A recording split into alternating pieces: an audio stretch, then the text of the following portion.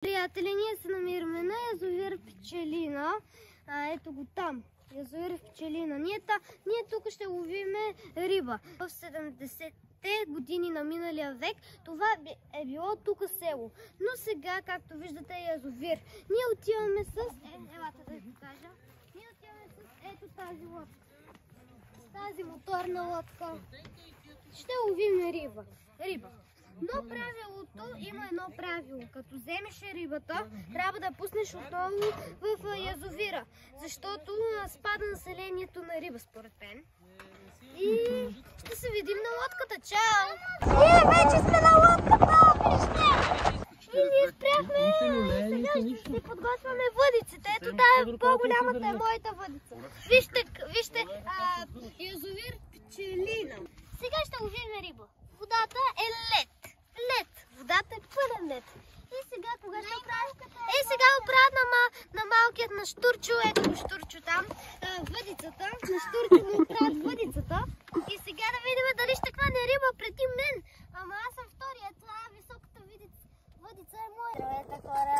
Аз станах рибар. Вижте моята професионална въдица. И вижте страстта каква е. Има 3 червея, които потвърждавам, че не съм ги пипал. Баща ми го направи. И сега чакаме 1 час, за да ловя риба. Това е там! Значи гледай сега тук рибата. Това е голяма риба. Абе, това е някакъв клон. Това наистина спът. Чао, виж малко! Да не е сомче неко. Сом! И как е го канала? Оле-ле! Виж колко вода. Чакай, аз ще го закарам до това. Чакай се набива още много. Виждаш ли ако не ти? По-малко! Това е сом! Това е сом! Ще си вземем ли? Ама чакай, че да го откача тук, защото... Вейте, хора! Вучо ми хвана сом! Аз не мога да повярвам! Чакайте, вижте!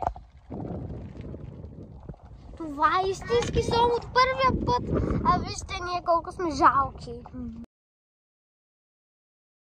Хвърлям ли? Да, много! Хора, ние намерихме костенурки. Чакайте да ви покажа. Вижте, сме заседнали на клона, но вижте костенурки. Виждате ли ги? Ако ги виждате, оставете един лайк на това видео.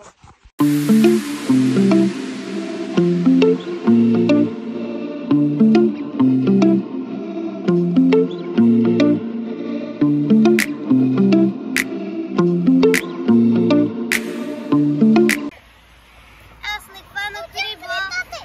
хванах риба, защото стръвта ми беше твърде малка.